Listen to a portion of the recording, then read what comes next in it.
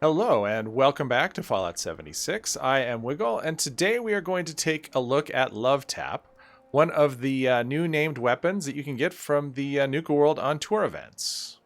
Love Tap is a vampire's 25% faster fire rate, breaks 50% slower submachine gun that has the added special effect of increased damage by 20%.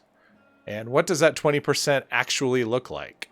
So here I have a standard submachine gun. It's not legendary, it's just one I crafted, but it has all the same mods that I have on the Love Tap, and it does 51 damage.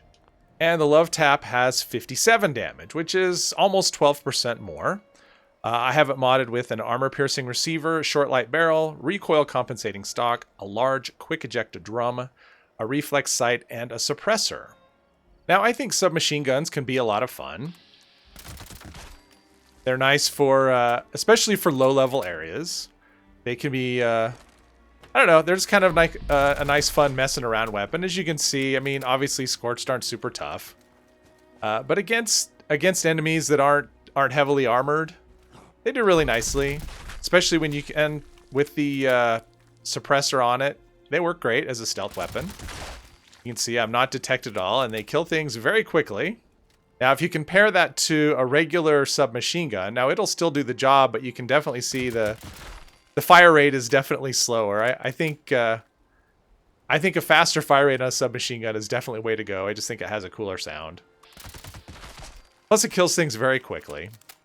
Now, just a quick look at my build. It's just a typical commando build. I have follow-through maxed out.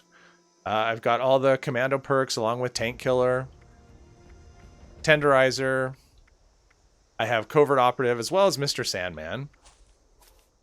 Adrenaline, Gun Fu, Bloody Mess, better criticals, and critical savvy.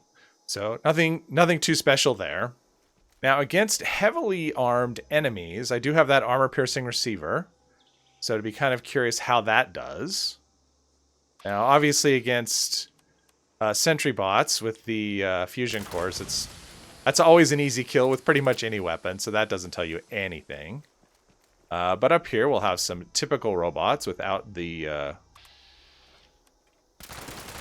it still does nice work. The downside of submachine guns is the range.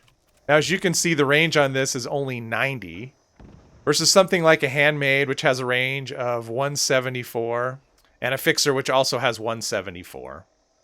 So, yeah, it's definitely not a long-range sniping weapon, but against, close-up range, close-up enemies, it does really good work. And with this being a vampire, it's going to make you very hard to kill. So far, I think they put a really good combination of effects on this gun.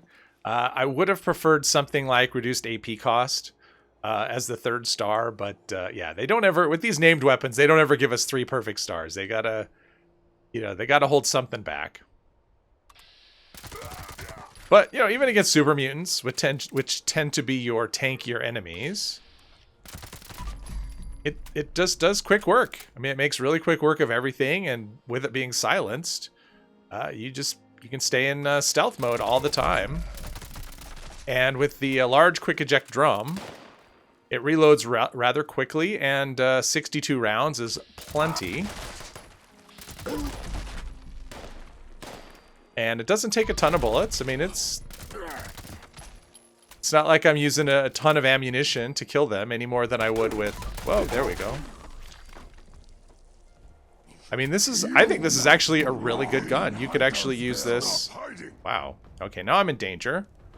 So let's see what it does when I'm not sneaking. That still does just fine. Still just wrecks everything pretty well. Now, I think this is good enough that you could almost make it your main gun. And almost... The almost is because of the range. You can see, Mirelurk King, no problem. But yeah, you do have to get fairly close. Closer than you would with... with the other kinds of commando weapons that you would typically use. But as you can see with that, I mean, it does decent with action point cost, and with that large magazine, you can definitely chew through an enemy, not a problem. But if you have to shoot a Scorch Beast out of the sky, yeah, this is not going to have the range to do it. I am kind of curious what this will do against a Mirelurk Queen, though. So let's find out. Oh, a little bit of lag there. Now there's where the AP cost gets us, and the range also. But we're doing okay. Yep, running out of AP. Halfway through. I found the same thing when I used I used one of these, an anti-armor variant. But yeah, took down the Queen, not a problem. And of course, regular Mirelurks aren't a problem either. So yeah, I like this gun a lot. I think it's a nice combination of effects. And even with the Queen spitting poison, or a Mirelurk King spitting poison, the vampire effect on this is going to keep us alive. So yeah, you can actually get nice and close to your enemies. And with that large magazine and the fast fire rate, you are not going to have a lot of issues with staying alive with this gun. I think you get the idea with this weapon. I think it's really cool. I think this is another... I mean, it's not a god roll, but I think it's a really good roll, and I think it's a lot of fun. I like the cool paint job on it. So yeah, I think I'm going to give this another 2 thumbs up. Well done on this one.